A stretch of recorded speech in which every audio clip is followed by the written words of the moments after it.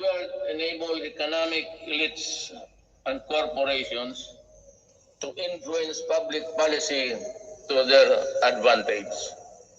Media is a powerful tool in the hands of oligarchs like the Lopezes, who use their media outlets in their battles with political figures.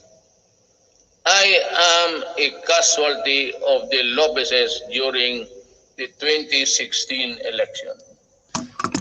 The dealers and purveyors of illegal drugs hiding in the shadow of COVID-19 have stepped up their activities.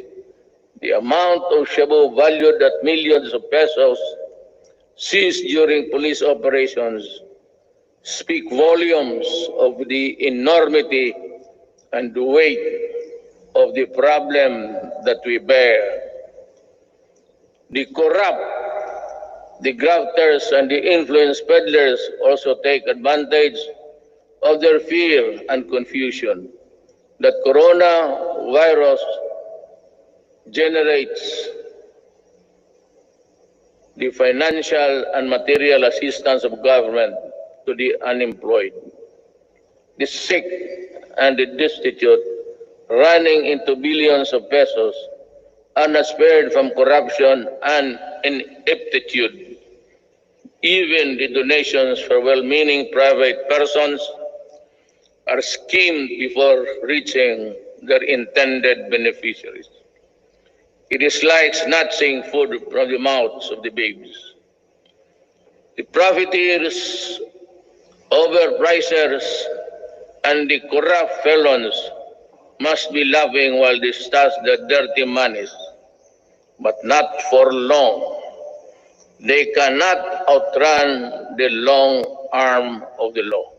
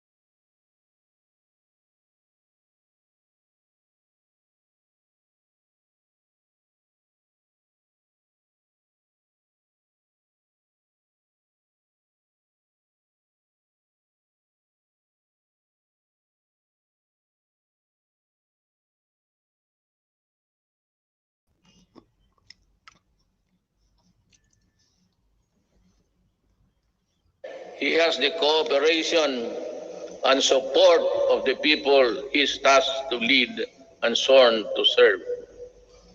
The efforts and resources which he poured out produce the momentum needed to bring our country closer to our goals. Suffice it to say, we made significant strides over time. Over 4.3 million poor families benefited from the Pantawid Pamilya. Over 92.2 million beneficiaries received subsidies under the unconditional cash transfer program. We also made available tertiary education and universal health care, public utility drivers, were given assistance to the Pantawid Pasada program. There are complaints that some drivers did not receive any assistance at all. I have directed the SWD and DILG to look into this. I welcome the passage of the law postponing the barangay and sangguniang kabataan elections. The postponement saved much needed government funds and ensured the implementation of projects under the current barangay officials. In the hindsight, it also saved us from holding the polls while we dealt and continued to deal with the pandemic. The Malasakit Centers Act has proven to be a great help to our less fortunate citizens needing medical services through one-stop platform in government hospitals. We commend the initiative and work of Senator Bongo in this regard, as well as other significant pieces of legislation as of today. There are 75 Malasakit centers serving Filipinos all over the country. These centers will be of great help in ensuring that our people remain healthy and resilient during these challenging times. The Salary and Standardization Law of 2019 increases the salaries of civilian government workers. I hope that this law will inspire our government workers to perform better and encourage young, brilliant citizens to join public service. I appreciate the law of establishing the National Academy of Sports. We can now give our deserving student athletes the training and the support they need to excel in their chosen field of endeavors. With the commitment of key members of Congress, the Executive Department, the FISGO, or the Philippine Sports Commission, and the Philippine Olympic Committee, are bound together with one vision to host the 30th Southeast Asian Games. Our athletes prevailed.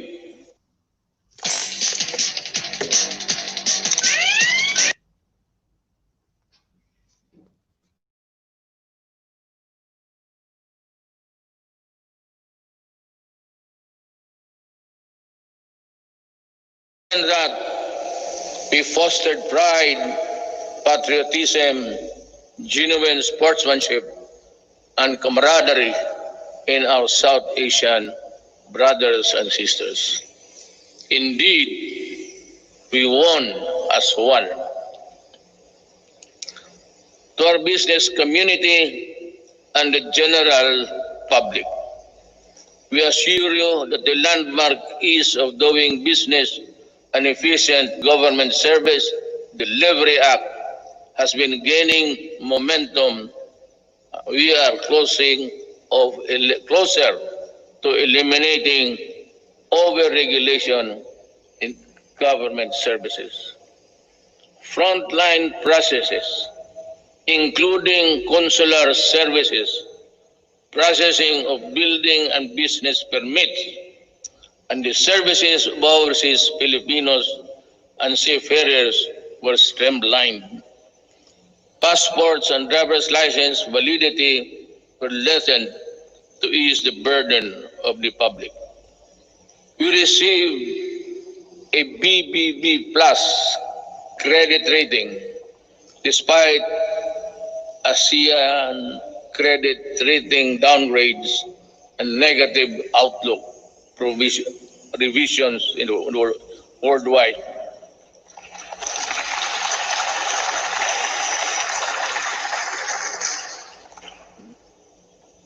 The Japan Credit Rating Agency upgraded us from BBB plus to A minus last month. Meanwhile, Moody's has affirmed and maintained the country's ratings at BB2, BAA2 rather.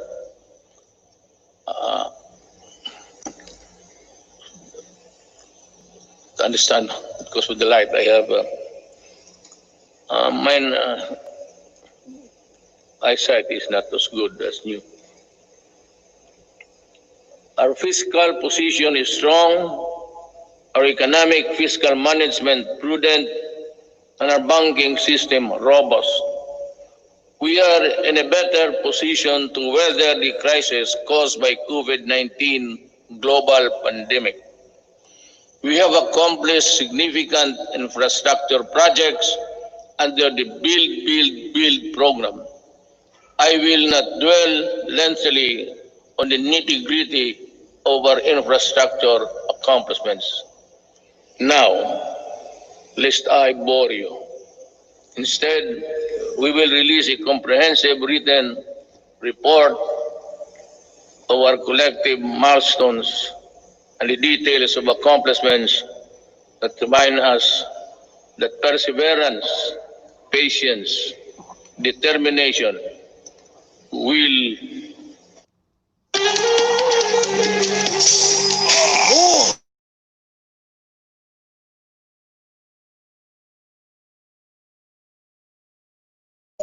even in the most difficult times. We issued last year the Executive Order number 100, establishing the Diversity and Inclusion Program as national program of the government. We want to end discrimination of persons on the basis of age, disability, ethnicities, sexual orientation, and gender identity and expression, and other character traits. My administration always believed that freedom from illegal drugs, terrorism, corruption, and criminality is itself a human right violation. Part of our efforts to uphold human rights is protection of the rights of children and the right against discrimination. Early last year, I signed Executive Order number 92, creating the National Council Against Child Labor. Government efforts to protect the rights of children will be amplified to prevent, reduce, and eliminate any form of child labor. Our achievements along this line will have been extolled by an overwhelming number of fellow member states in the UN Human Rights Council during its recently held 44th session last June. Rest assured that we will not dodge our obligation to fight for human rights. My countrymen, there are lessons to be learned from the coronavirus pandemic. It jolted us to realize that gains made after spending so much planning, effort, cost, and time could diminish considerably and quickly for reasons beyond one's anticipation. That it is much easier to destroy than build. That in a crisis of national proportion that affects every aspect of human life, government needs to have the support and cooperation of the people if it is to succeed in battling the cause of that crisis. That there are people who ask for compassion but show none themselves. That life, after all, is fickle like the weather. The gains we achieved for the first 3.5 years were put to a test when the pandemic suddenly struck the global community. While I am aware that the road towards a comfortable life would all be far easy if the pandemic had not occurred, and around the rest of the world we suffered.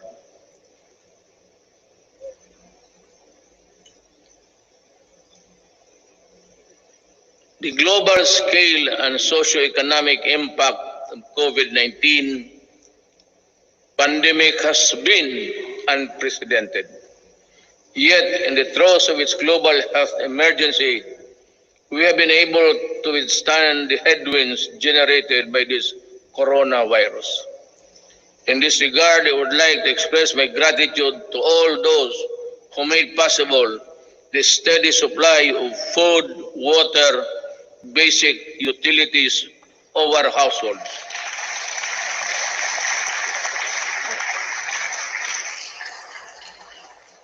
And the provisions of basic social services and financial assistance to our people.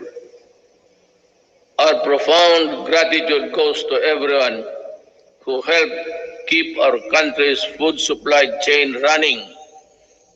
The valiant soldiers, policemen, and security guards who kept peace and order in our community. The dedicated personnel who kept our essential establishment operational. You showed us kindness and selflessness. You gave us strength. You risked your own lives to serve the greater good in keeping the Filipino spirit of bayanihan.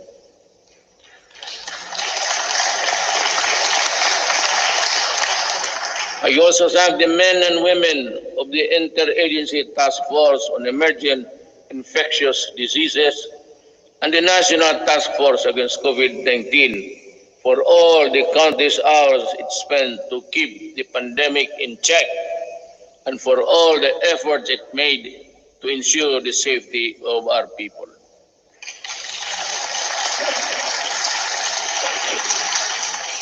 Let me also recognize the efforts of the local government units that step up and initiated their own response measures to contain effects of COVID-19 and its impact to their constituents have been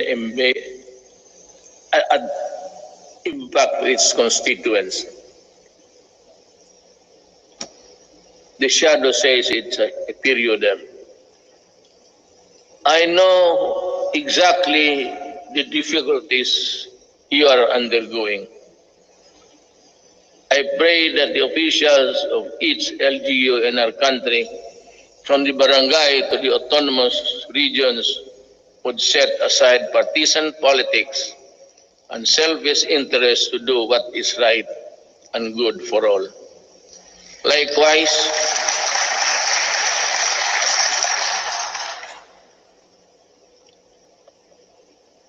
I likewise issued Executive Order Number 104, which imposed ceilings on retail prices of at least 133 drugs and medicines and directed a continuous review of the retail prices of others.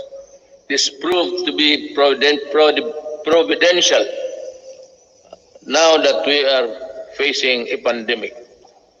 To everyone who helped us in this time of great need, maraming salamat po. The world has gone through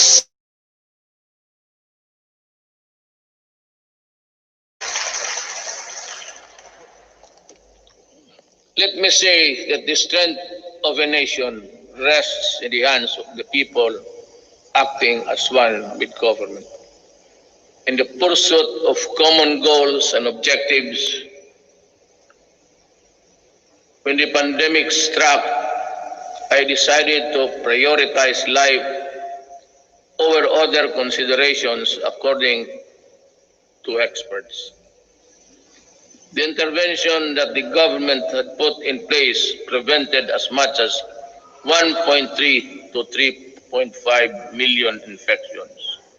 To me, even if the numbers were much lower, it would still be and would have been worth the sacrifice we made. Buhay muna bago lahat. We initially encountered difficulties ramping up our testing capacity.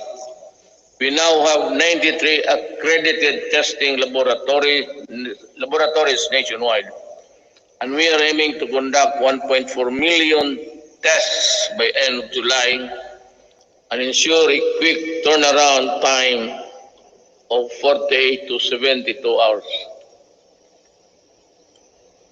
Under the Social Amelioration Program, we allotted 2.5 billion to 2.5 billion for poor and low-income households who were affected during this pandemic, who thrive on a no work, no pay arrangement. Admittedly, our implementation of the Social Amelioration Program was not perfect, and some opportunists turned crisis into opportunity. We will catch up with you sooner than you think. We came up with the COVID-19 Adjustment Measures Program, extended financial assistance to over 650,000 affected individuals in the formal sector, 110 OFWs abroad, and almost 83,000 repatriated OFWs were also provided temporary wage employment to displace marginal workers through the TUPAD project. Our indigent senior citizens were also provided with a stipend for the rest of the semester of the year, current year. This health emergency stretched government's resources to its limits. In response to the Office of the President, worked closely with Congress for the quick passage of the Bayanihan to Heal as One Act. May I again reiterate my thanks to you, the men and women of Congress, for the effort you invested in passing that law. I hope that we can get some or the same treatment of clarity, purpose, and the fastness to support the passage of the Bayanihan Recover to Act as One, which is supplement funds for recovery and response against the impact of COVID-19 pandemic. We must facilitate the country's economic recovery. I call on Congress to fast-track the passage of the proposed measure, such as the Corporate Recovery and Tax Incentives Enterprises or CREATE Act. This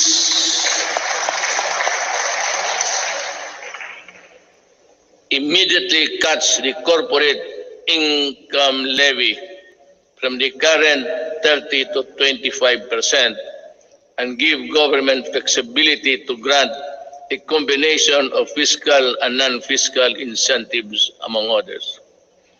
The Financial Institutions Strategic Transfer, or First Act, will set up mechanisms allowing banks and other financial institutions to dispose of and transfer non-performing assets and loans to asset management companies similar to the special purpose vehicles.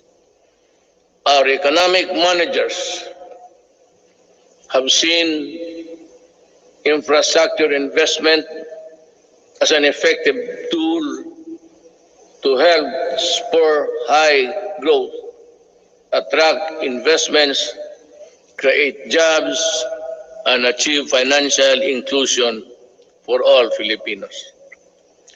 The DBP has resumed the construction of the North Luzon Expressway Harbor Link, the NLEX-SLEX connector, the Cavite-Laguna Expressway, the Metro Manila Skyway Stage 3, the R1 Bridge Project, the Tarlac-Pangasinan-La Union Expressway Project,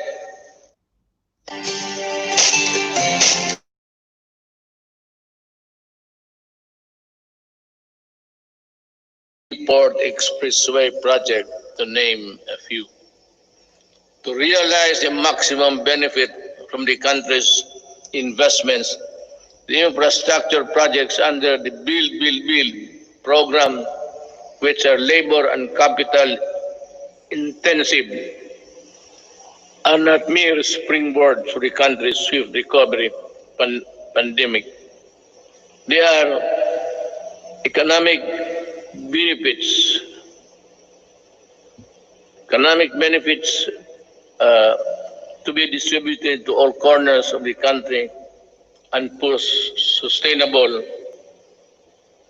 stability in the urban centers, particularly Manila.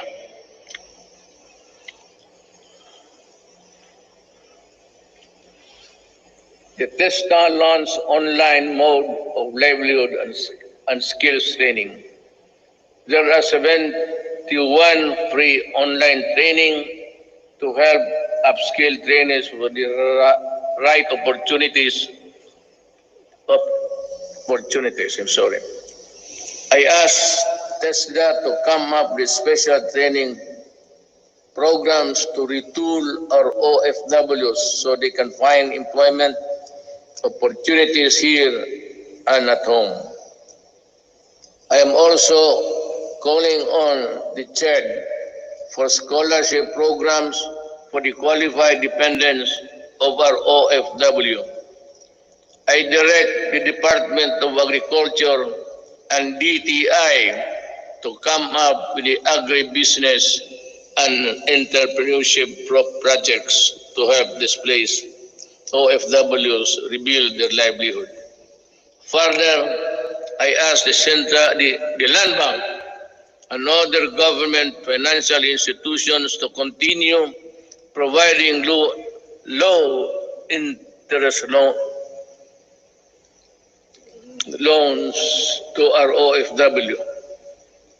Sa mga kababayan ko na naghihirap sa ibang bansa, nandito na ang inyong gobyerno para matulungan kayo at inyong mga pamilya, lalo na sa panahong ito.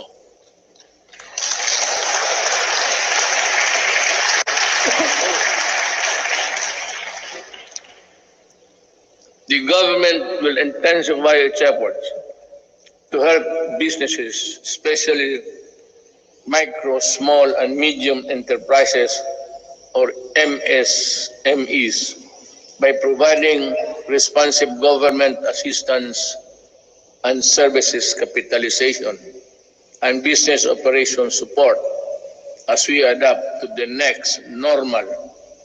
Nananawagan po ako sa ating mga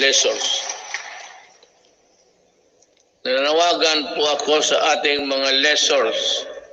Malasakit at bayanihan po ang sana ang pairalin natin ngayon. This is not the time to drive away leases. During normal times, they were the primary source of your income stream. Now, it's time to be fair and compassionate. Come up with an amenable arrangement with your tenants. Huwag po natin silang pagtabuyan, tanggalin ang tubig, kuryente at bubong. Commercial establishments are requested to give grace periods to allow deferment of payments, especially for MSMEs that were forced to close down during the quarantine period. Let us help them recover.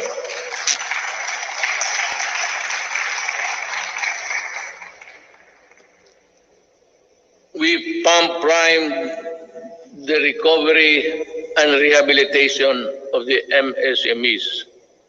The DTI to the Small Business Corporation set up the Philippine 1 billion COVID assistance to restart enterprises or CARES program to provide zero interest loans for MSMEs affected by the pandemic as of July 10, 2020.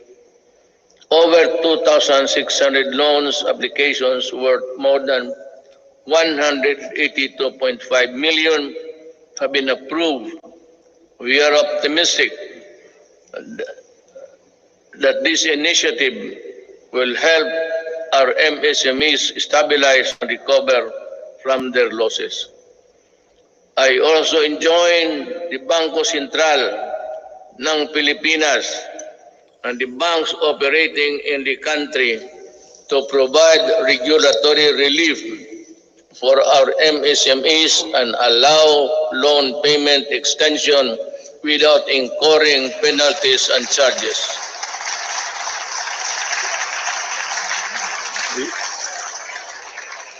We need your help to prevent the collapse of companies saddled with accumulated amortization and payables caused by closure of their businesses at the height of the strict quarantine periods.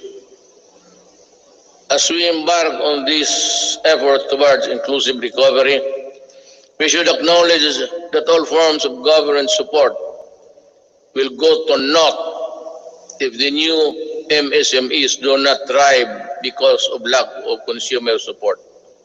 Ito ang panahon para suportahan natin ang ating mga kababayan na nagnegosyo at gumawa ng mga produktong sariling atin.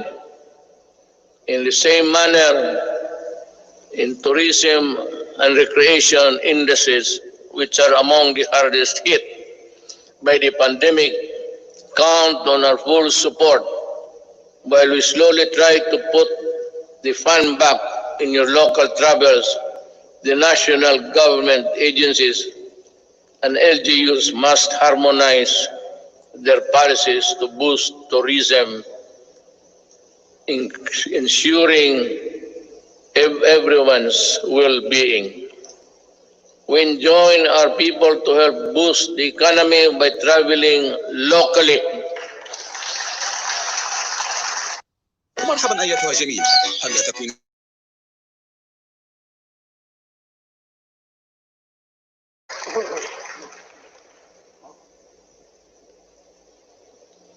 Local na lang.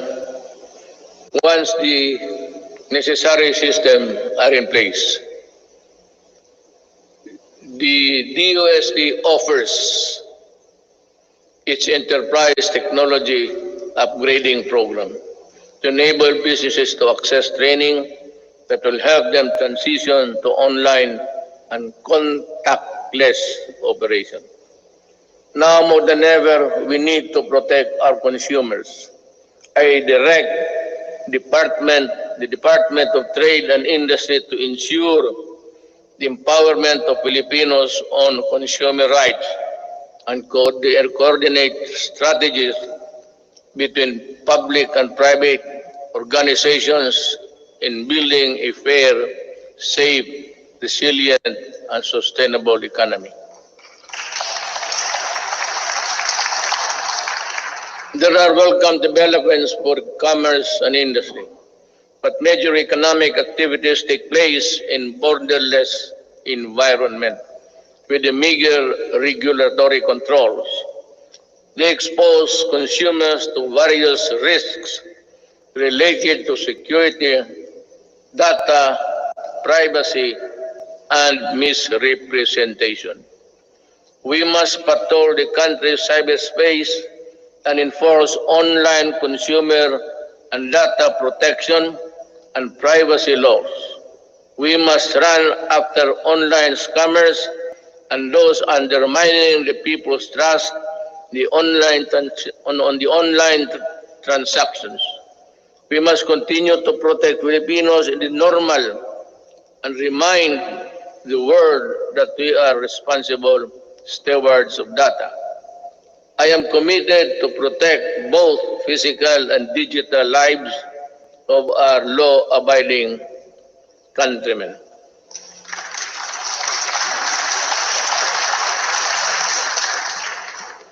The national government shall lead the way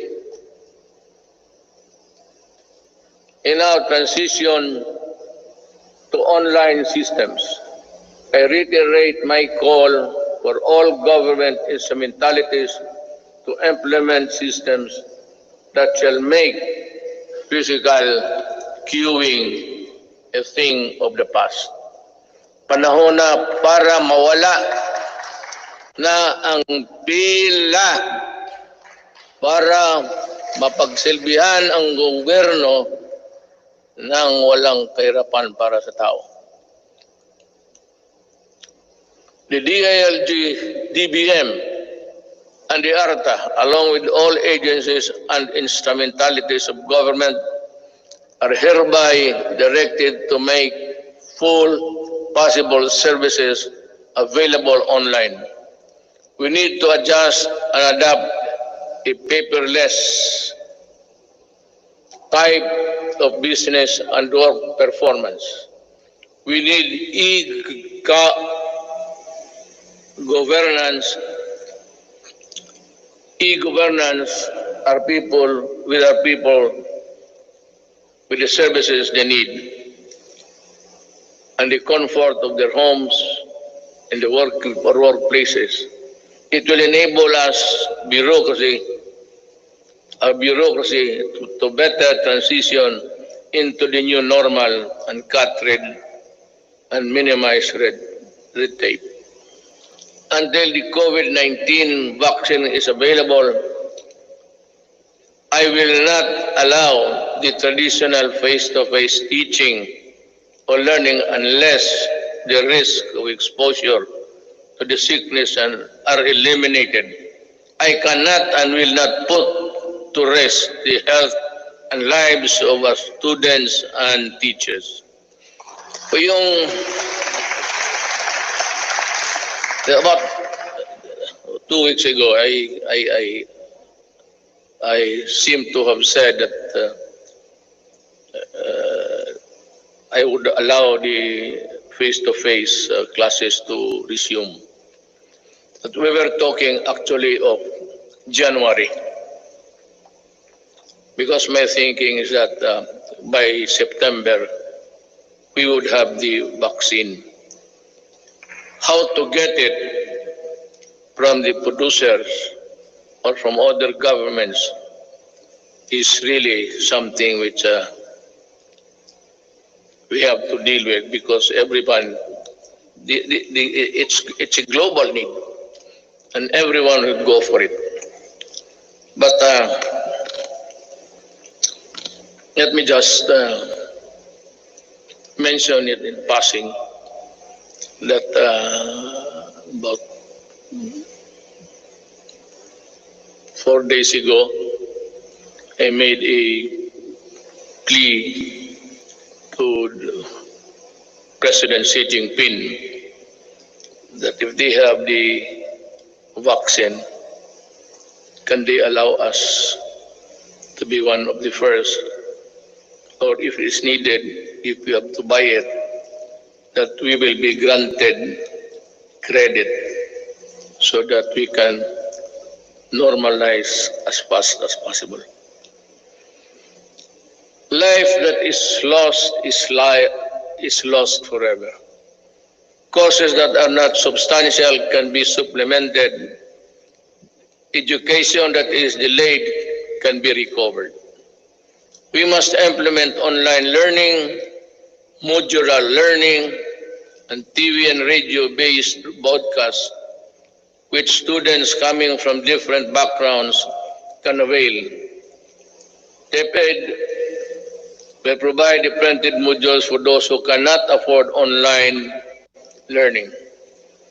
In support of the learning continuity program through blended learning, we plan to increase the number of schools with ICT equipment in the coming months. The DepEd and the DITC are building up the public education network or PEN that will connect all public schools and DepEd offices nationwide. We will prioritize the connection of all last mile schools and those with no electricity supply can have it via satellite and energized via solar panels. By 2022, before I step down, the pen shall be realized.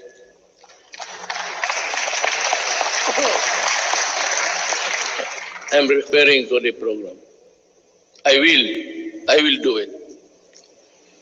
TV frequencies reverted back to government for whatever cause or reason shall not be used exclusively to the exclusion of other persons or other dummies to cope up with the demand of the next normal. This will be used to provide uninterrupted quality education to our children in our shift to e-learning. I am directing Secretary Guevara, Secretary De La Peña, and Secretary Onasan in collaboration with Secretary Briones and Secretary Abisado, together with Secretary Dominguez, to come up with an integrated program and implementation mechanism to ensure that these TV frequencies are fully utilized by government through the facilities of the PTB4 for the utmost benefit of the Filipino people.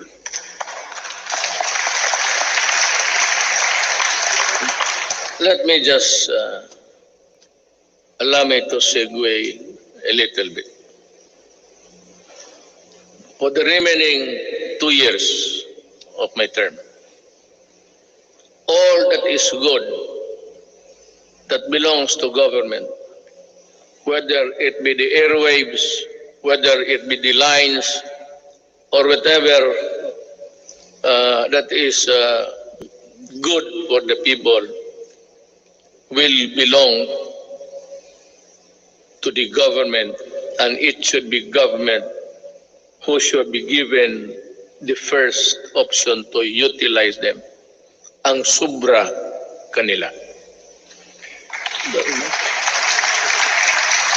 I call on our communication companies to improve their services lest we be forced to take drastic steps to address the less than deal service that the public is getting from you. Alam mo, sisingit na lang ako dito. I am sometimes you are a government pictured to be weak and incompetent because we cannot really force our mandate. Alam mo itong nagbibigay ng mga public services, you better improve. Huwag naman ninyo kaming pahintayin 10 taon bago kami makakamit ng mga services that the other countries are enjoying. If it's just a question of added capitalization or the infusion of money, go and look for it. Maghanap kayo, because if you are not ready to improve,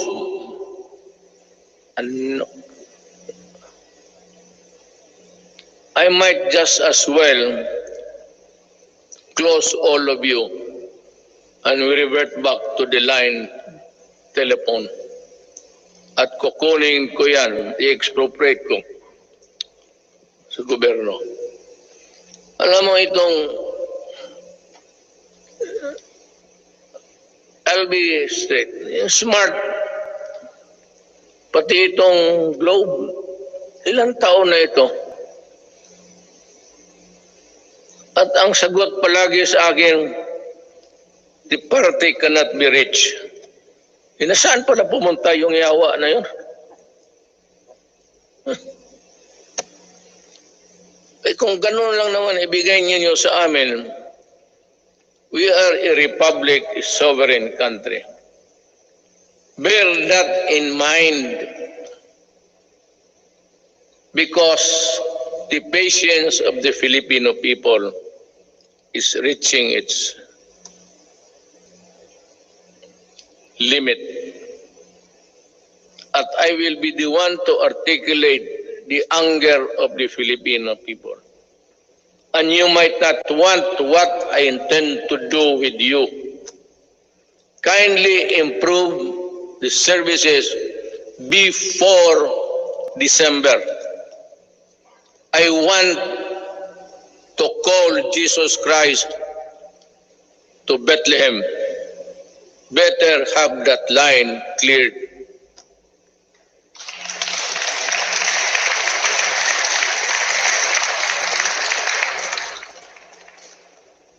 Alam sa totoo dang ate na po, ano ako sa inyo. I have been a citizen of this country and parang nilalaro lang ninyong kayong may pera. Puta. May pera kayo? Negosyo kayo. Wala kayong pera, putang, umalis kayo dito. You know, you give us half bills, half cook, transactions, lousy service. Tapos ang tao nagbabayad. Tell us now if you cannot really improve on it. Because I will work by December. I have 2 years. The next 2 years will be spent improving the telecommunications of this country. Without you, I will find a way. I will talk to Congress and find a way how to do it.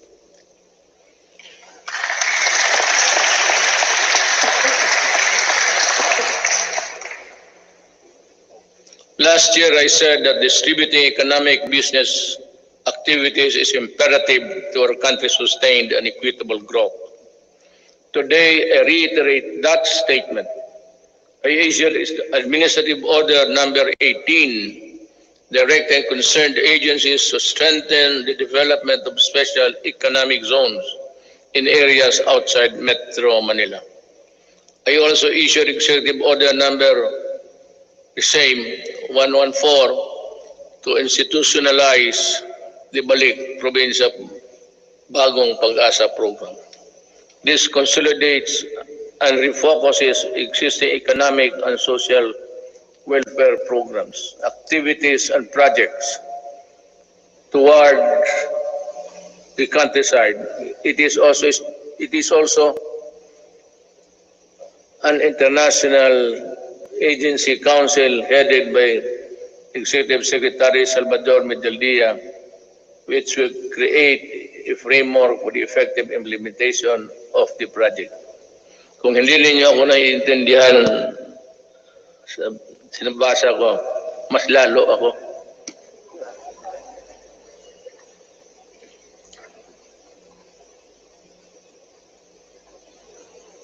In 2021, we aim to increase access to healthcare services by continuously hiring and deploying more than 20,000 health professionals.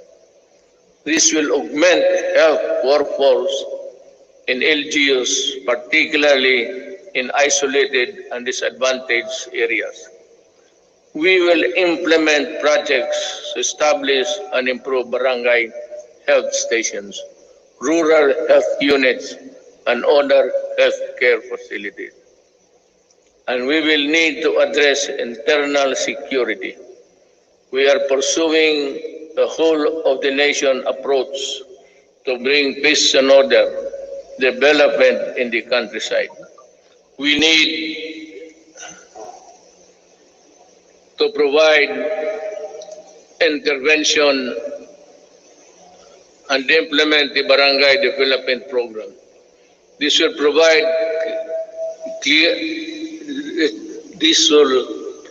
cleared and threatened communities.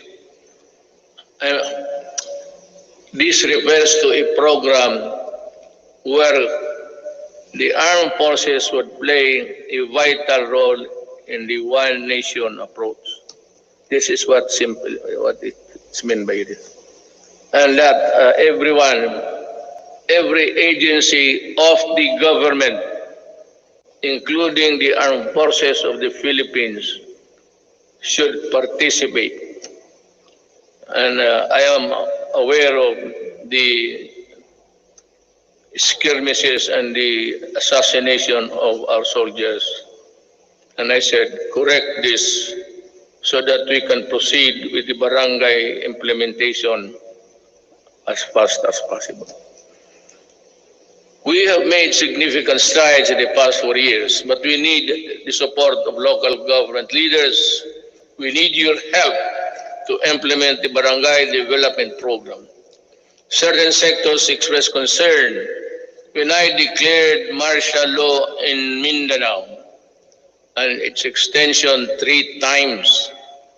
But 2019 ended without my office requesting any further extension.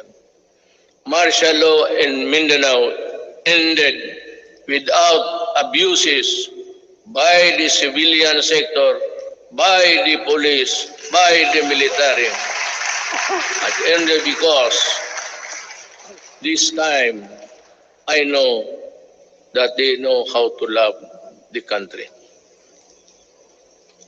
I thank Congress for the support to these administration programs. Congress has been very productive, but much more remains to be done. You know, actually, my speech, if we followed it carefully, it's all a plea to Congress to do this, to do that, to make a law or craft a whatever. And this one, I strongly urge Congress to pass a law establishing the Department of Overseas Filipinos, solely on addressing the concerns of Filipinos abroad and their families. I reiterate the swift passage before this. Kawawa kasi itong ating mga overseas. If it's only an office there in the Labor Department, they are overworked or for whatever reason, their needs, their pleas are not really attended to with dispatch and with care. Yung OFW, pati itong ano ngayon, ito yung sinabi ko kanina, I will go for it. We will need it to help them. I reiterate the swift passage of a law reviving the death penalty by lethal injection for crimes specified under the Comprehensive Dangerous Act of 2002. I did not hear so much clapping, so I presume that they are not interested. Wala kang...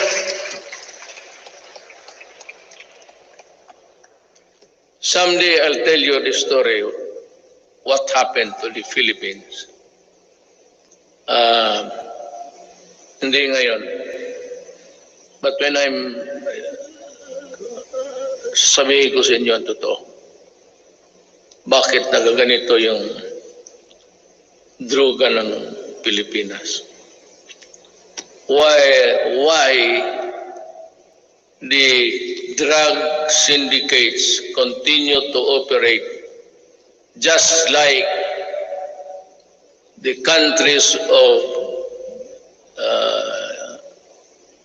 Colombia, Mexico, and it is being played inside the national penitentiaries. Para tayong talagang binababoy tayo. Sabihin ko sa inyo. But this is not a time for storytelling. Suna kasi ito. So dito na. This law will not only help us deter criminality, but also save our children from the dangers posed by the illegal and dangerous drugs. May I be allowed with the indulgence of the body?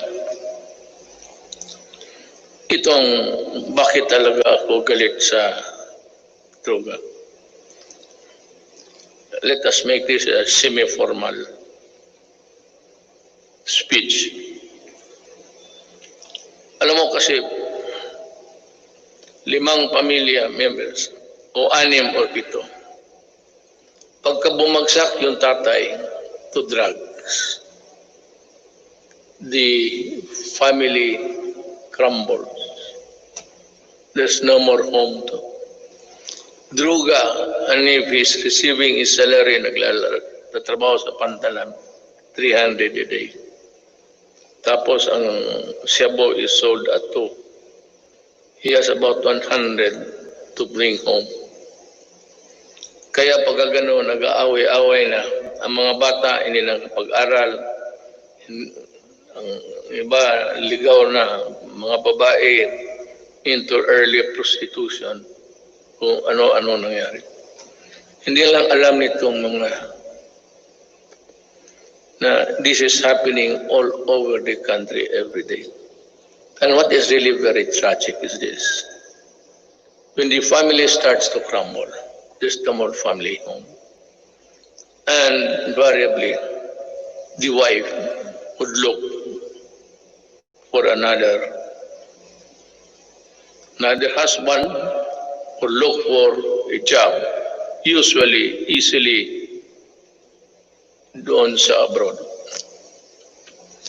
At yung asawa aalis, yung lalaki na sa droga, yung mga anak iniiwan sa kapitbahay, sa kapatid.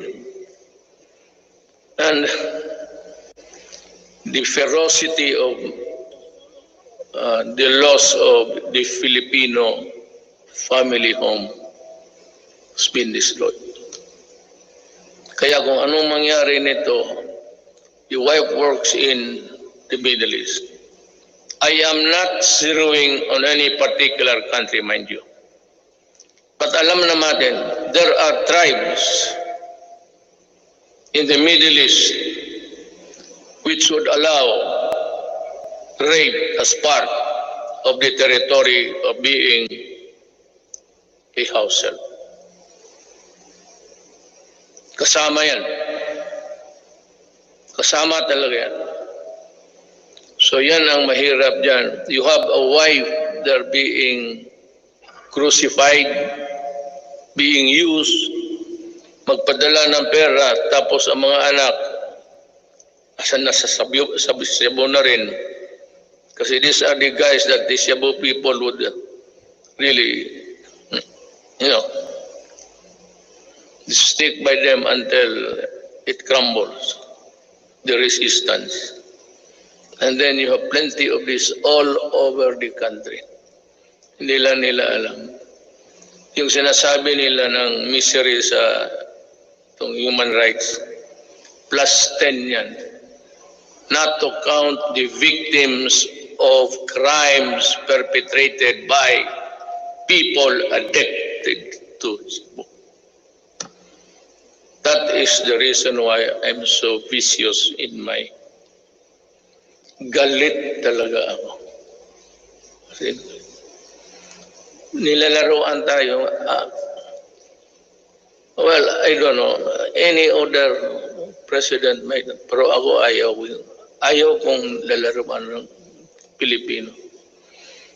Do not do it in my country because I will really kill you. That is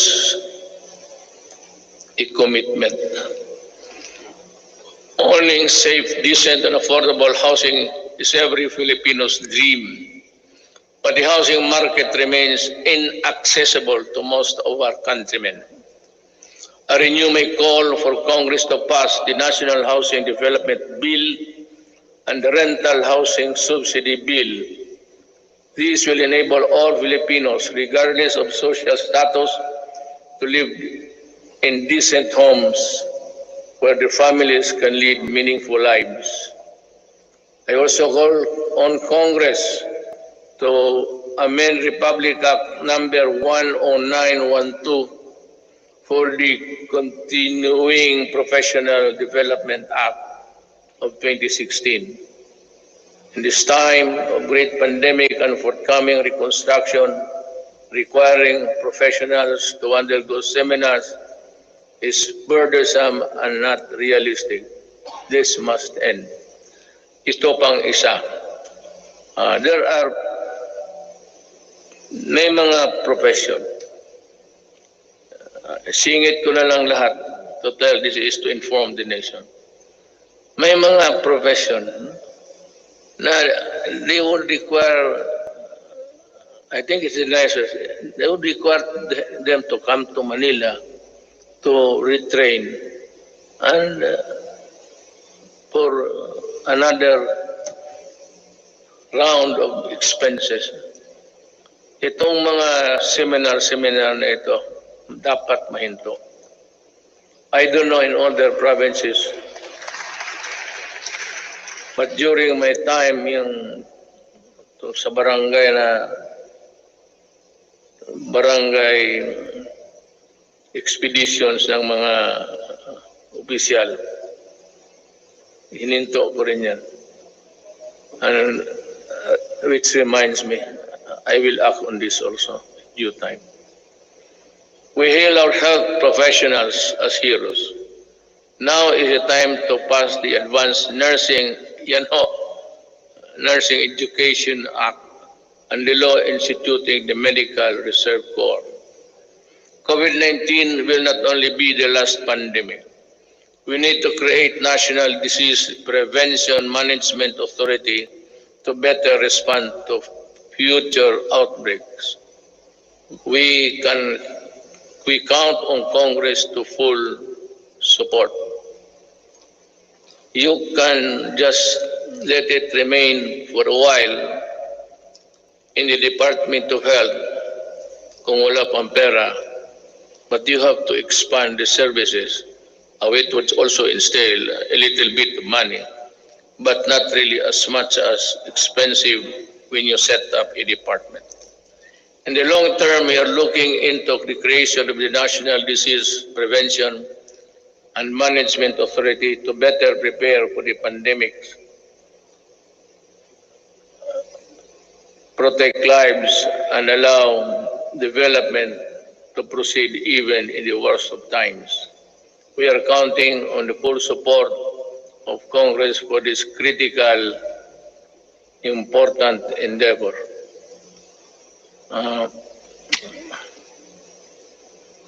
I don't know, but I leave it to Congress to really. It's another department. There seems that it could be a multi-layer, redundant thing between the health and the proposed department. I call on Congress to prioritize the passage of a law for the unified system of separation, retirement, and pension, and of the military and uniformed personnel, without, however, diminishing the benefits that our uniformed personnel are entitled to under existing laws. there is a need to adjust the pension system, which will be applicable only to the newly hired uniformed personnel, so as not to cause a ballooning effect against the budget of the military in the years to come, and yet maintain the pension benefits those already in service under the present law. This issue needs a solution now. Umpisa natin ngayon para hindi na maging problema sa sunod na mga taon.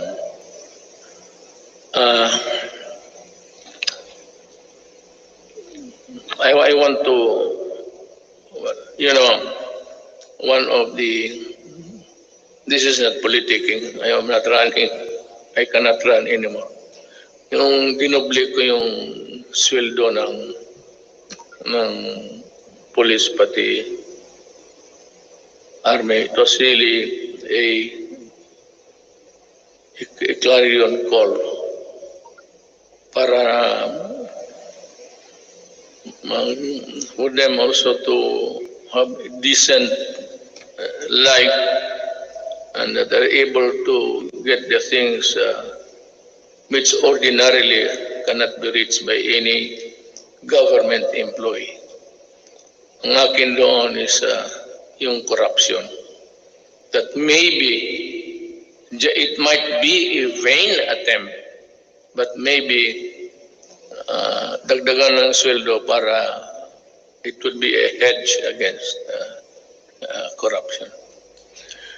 We must also modernize the Bureau of Fire Protection and the Bureau of Immigration with urgency. Alam mo, sa Davao, and if you go there, I can show you. One of the serviceable trucks, fire trucks that we have in the city of Davao.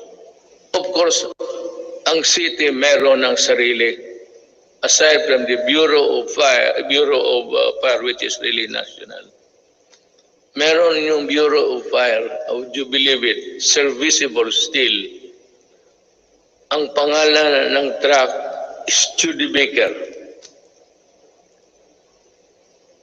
Ang katawan, ang talagang matatag ang katawan. Kaya ang makina isusok. Pero okay pa rin. It can put out. But totoo. This is how this Bureau of Fire issue medyo na overlook natin ng matagal.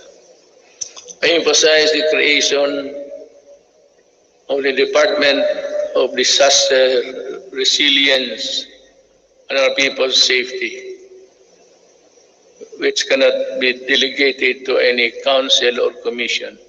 Equally important is the establishment of evacuation center in every city, province, municipality throughout the country. We must act before another major disaster shakes into action. Problem is disaster and even a fire. This cannot be made a study for projection when the earthquake would suddenly come and make a big crack there. Hindi natin alam talaga. Ang ibig kong sabihin, this will require more than just one brain work kung paano talaga itong how to prevent or avoid disaster. It would be, by the way, just before starting, I was tempted to say it. Pero baka magtindigan kayo. It will be all right for me if Bongo will just say, wala akong problema. Sabi ko na this piece of speech of mine would be one of the longest sonas that I will deliver. Nakita ko yung page pagbigay sa akin. Yung ibang input akin. Pati yung iba lahat. Ang nangyari po, binalik ko sa kanila. Make it short. Pagbalik sa akin, mas makapal na. Nandyan na ngayon. Ito na ngayon. The responsible extraction and equitable distribution of natural resources remain among my non-negotiables. I reiterate the need for the passage of the National Land Use Act, which has been pending for decades. Pakisilip lang ho ninyo yan. For the rest of my term, I hope to see concerted efforts in protecting the environment. The rehabilitation of Boracay Island showcased our resolve to safeguard the environment.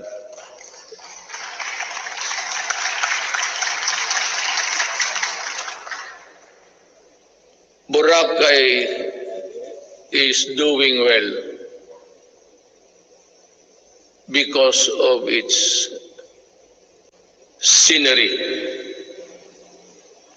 If it's only a coconut and a black sand, white sand and water, wala yan. Pero you add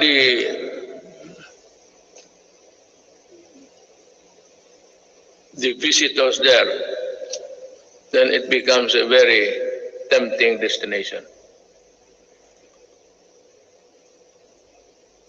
We have seen remarkable emergence of the island back to its former glory.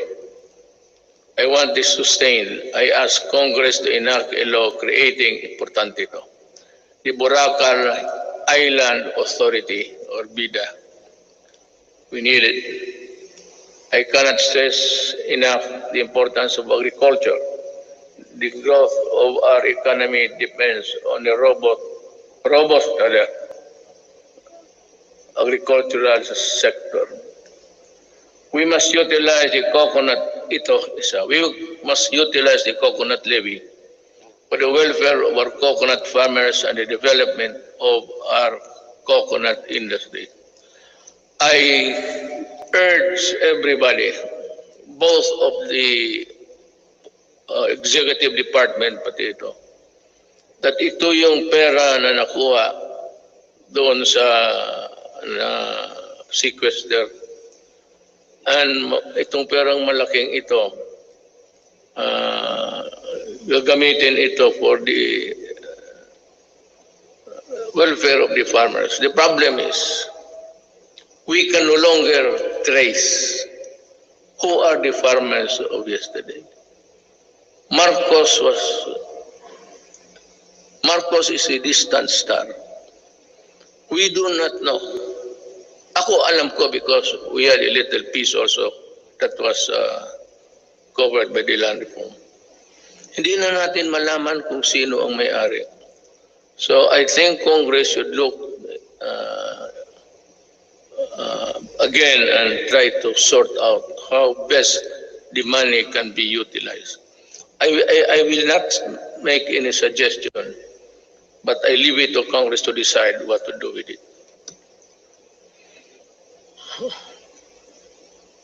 I once again urge both houses of Congress to pass a version of the bill establishing the Coconut Farmers Trust Fund.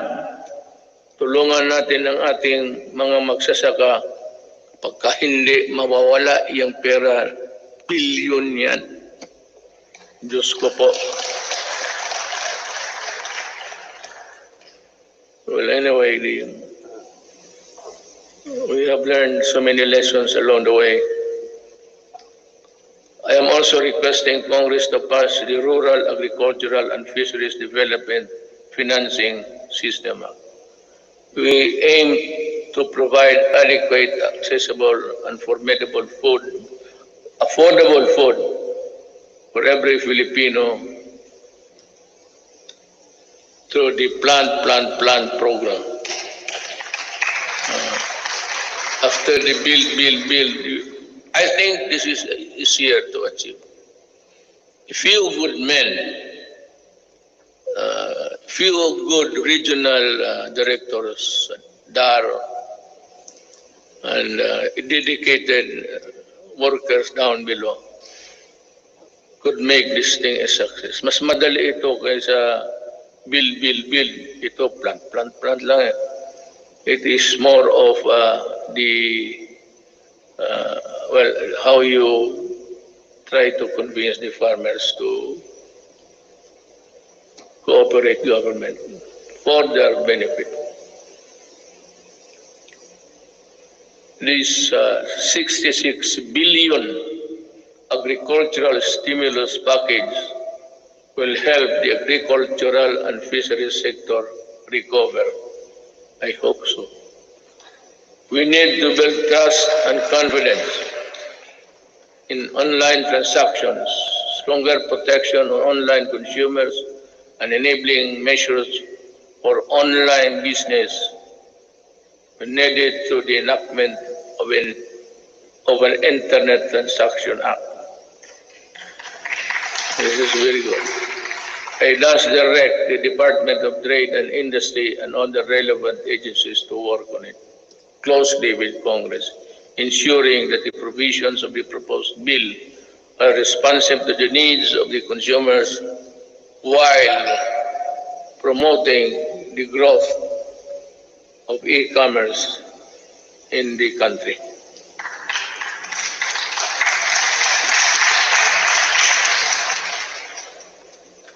If you are tired of clapping, you just say so I can make a shortcut. Pabilisan lang.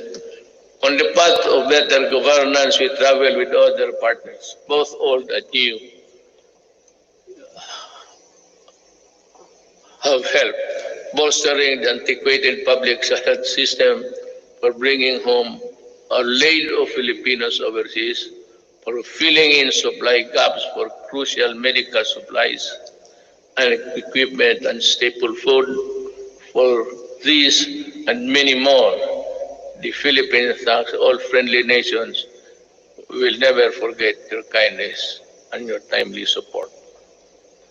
Within ASEAN and beyond the Philippines, we will continue to work with partners to address global perils and ramp up cooperation to secure for our people's greater peace, progress, and prosperity. The Filipino nation claims its rightful place in a community of sovereign states. Thus, we will continue to pursue an independent foreign policy. Let me be very clear about this. May I cut my prepared speech?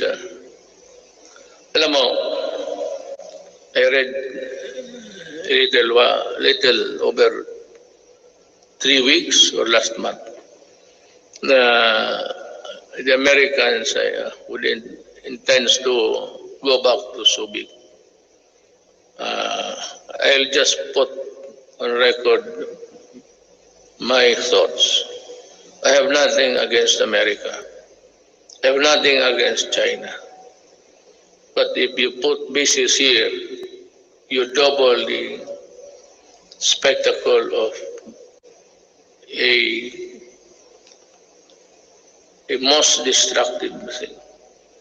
Just like Manila during the Second World War, during the retaking of this city, one of the most devastated cities in the world. Kaya maglagay-lagay ka ng base at this time. This will ensure if war breaks out, because there would be atomic arsenals brought in. This will ensure the extinction of the Filipino race. We work without fail to protect our rights in the South China Sea, neither beholden nor a pawn to anyone. We broaden the boundaries of Philippine diplomacy. We build productive ties with everyone willing to engage us on the basis of equality and mutual respect. And we redefine our relationships with their most important partners, placing the country in a far better position to advance our interests in an evolving regional order and emerging global problems. Now,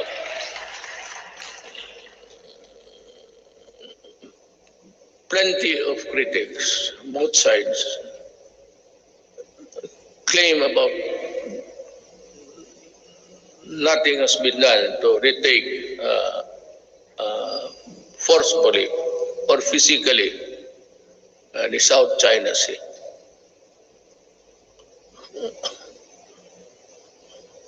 Alam mo,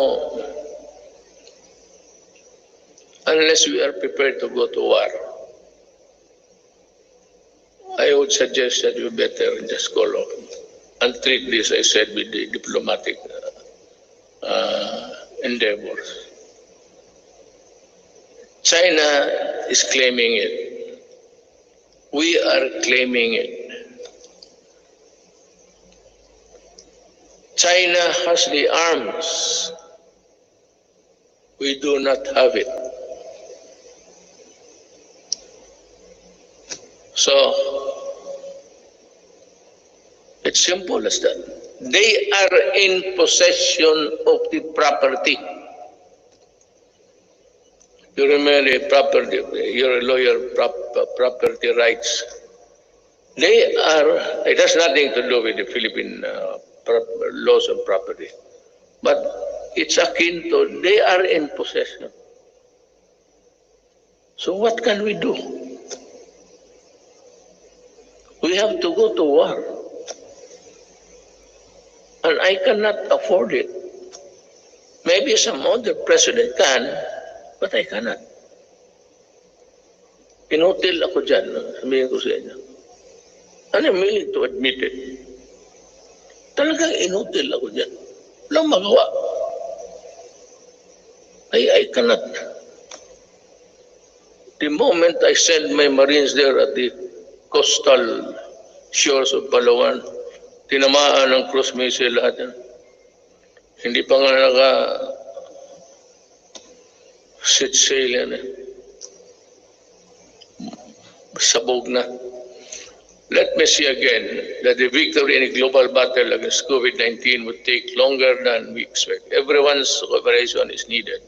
I know that you have, the Filipino people, have sacrificed a lot, but we have no other choice but to work together and to do even more. I must admit that our actions have been far from perfect. Totoo yan, I admit it. And there could be improvements here and there. But all of us in government, including myself, assure you that we will not stop until we get things right and better for you. I know that many of you are worried not only about health and safety, but also about our ability to move around and ride public transportation. The depletion of your savings due to the rising cost of goods and the loss of your incomes due to uncertainties in your jobs and livelihood, I assure you that your government will address squarely these problems and challenges to overcome them and proceed to a new normal. Marami ho talagang mawawalaan ng those for middle income. They buy a car on installment basis. You cannot keep up with the amortization. You lose it. You lose the car. And you are forced to ride on public utilities. Concomitantly, didiretso rin itong mga kriminal na rarami at crimes will increase. But let me assure you, for as long as I am president, there can never be a runaway crime in any of our cities. Hindi ako papayag. I can assure you, we will remain peaceful. Relatively peaceful. Hindi naman very peaceful. Pero kung sabihin mo na kagaya ng hold up dito, hold up,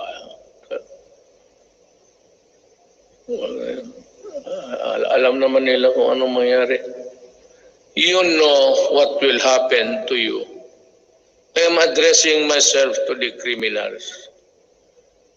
You commit hold-ups, you commit rape, you commit all sorts of things, and you harm the public, then kaaway mo na ako. Pag bumalik kayo sa dati, gaya noon, patong-patong na naman ang patay dito. Sigurado, hahanapin ko kayo. Do not ever go back to your old ways. Maghanap na lang kayo ng anong trabaho dyan. Magtiis kayo. To open up the economy to pre-COVID-19 levels at this time is not an option because whatever good it can produce will only be gobbled up or be outweighed by the bad it will generate sometimes. Haste makes waste. The recent upsurge of infection, when you open little windows of resumption of business, is proof of that. I am happy that I have talked to you today. You know, in other places, they opened up too early, too soon. America is one. China, well, fortunately, it was arrested on time. China and the rest, for those who open up, and those who do not follow the protocols of at least the World Health Organization, they are suffering. And they have at least 140 deaths. And America, kukulang sila lahat. No nation on earth was really prepared for COVID. No amount of preparation because that kind of microbes visits about once every 100 years. Wala man yung mga tatay natin, what they suffered was Second World War. But tayo, we are not ready and therefore will not gamble with the lives and health of the people. Certainly no one would want to end up in the negative side of the equation. Not me, not us. All I ask is that you continue to put your faith in your government and work with us in achieving what is best for the country and our people. Together, let us do, mahirap basahin kasi dito, the most that we can to ensure that this health, safety, and well-being of every Filipino, especially those severely affected, are taken care of. Together, we shall fight this pandemic with the same fervor as our campaign against illegal drugs, criminality, insurgency, and corruption in high places, and entrenched parochial interests. As a government worker, I am addressing each and every Filipino that the government cannot do this without your help. More than ever, we need to reinvigorate the deep-seated Filipino spirit of pakisama and malasakit within each and every one of us. We are being tested as a people and as a nation. Worse times loom ahead. But I do hope that this spirit of solidarity, aid, unity will serve as a drumbeat to which we shall march in unison in our quest for the light at the end of the tunnel. I appeal to each and every Filipino, let us take care of one another. Ito ang panahon para magtulungan, hindi panahon para maglamanan, mamang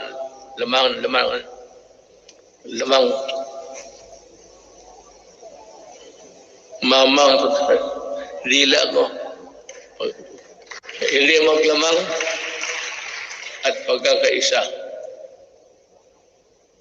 My faith in the Filipino innate patience, resilience, and determination to bounce back is unwavering. Let us share our blessings with those who have little and those who have none. This is the time to bring out the best in us. The woes that weigh heavily on our shoulders may bend our back, but they shall not bend or break our spirit. From the rubbles of adversity, a more resilient and stronger nation, built on bayanihan and pagkakaisa, shall rise. Together we shall overcome. Before I pardon the time, but it was really the allotted time for my speech, I would just like to give a statement between us sa gobyerno kung hindi tayo nakakaintindihan. You know, Drilon extended, he was defended. I would like to ask Drilon, were you a part of ACRA when this contract of Ayala Water was being drafted? And why are you fumigating? Bakit kasi ikaw lang ang galit? Nasabi mo na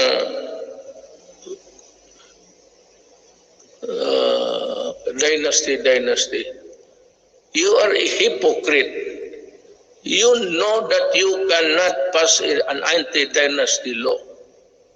Ikaw nandyan sa Congress, ikaw ang mauna dito.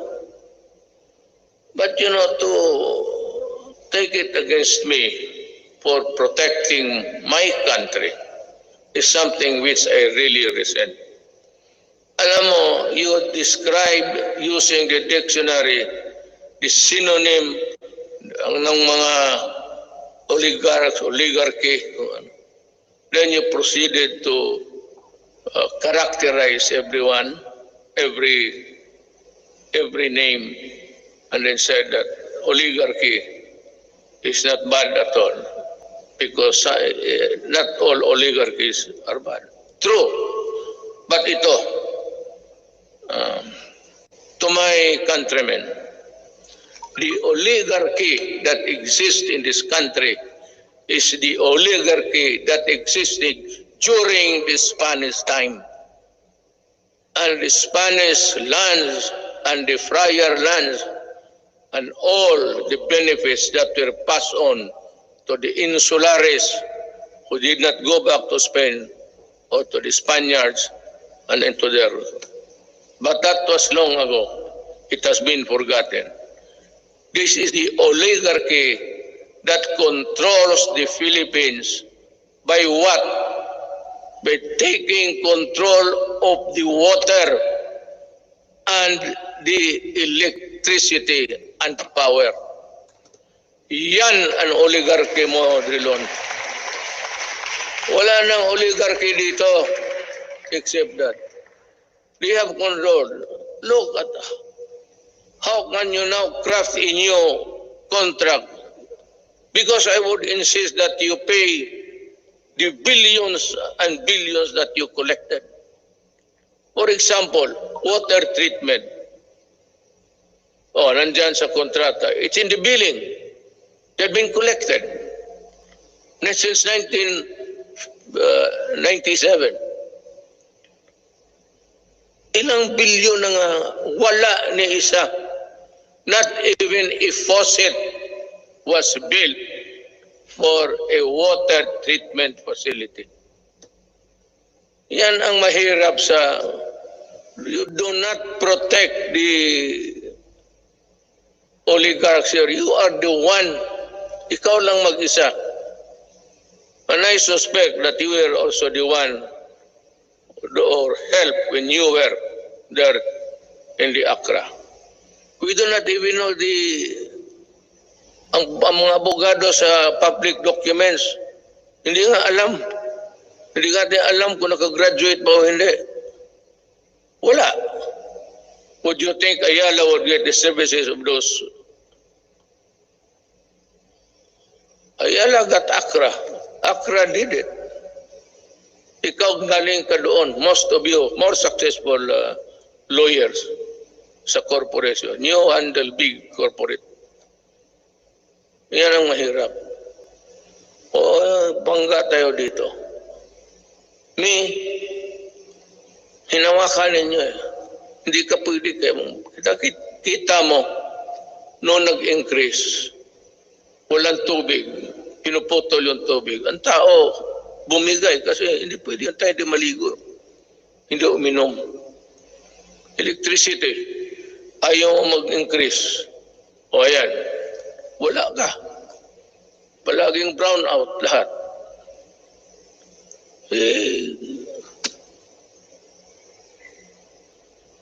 I'm sorry, but I have to say this to you. I do not like it. It's not the time for it. But since it is the time for the SONA, for people to know and people to really get the facts, then and the right of the people to be heard. Tayo na naman ang tao magsama. Hinawakan ninyo yung tubig pati electricity. Yun ang oligarchy. Kaya ako sinabi ko noong kumpanya. Corruption is not here. Yung mga customs kaya maliit yan. It's there upstairs. And I was really providential. Dumating yung panahon na hindi ko hiningi. Then I saw the contract. Nung nakita ko yung contract na. Tsaka yung linya na yung choice, yung linya ng it belongs to government. The best of the transmission lines, whatever, government gets it first before anybody else. Thank you. I am through.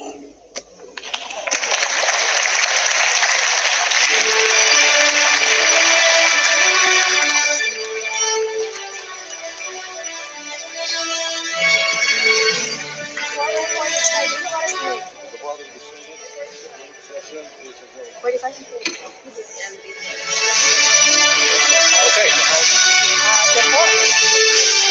Okay, yan po ay natunghayan ang mensahe ng Pangulong Rodrigo Duterte sa kanyang SONA, mensahe sa taong bayan. Tama naman ang sinabi ng Pangulo, no, na ang bill na gagawa para pagbawalan ang political dynasty, meron talaga yan sa ating saligang batas, prohibition against political dynasty. Pero gagawa muna ng batas. Kailangan ng Malinaw yan. enabling law. As mandated by law.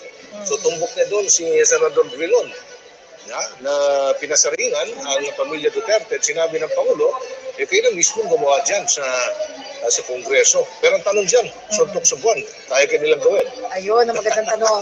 Pero also, marami rin po nabanggit ang Pangulo na talagang itong panahon natin ngayon na ating kinaroroonan,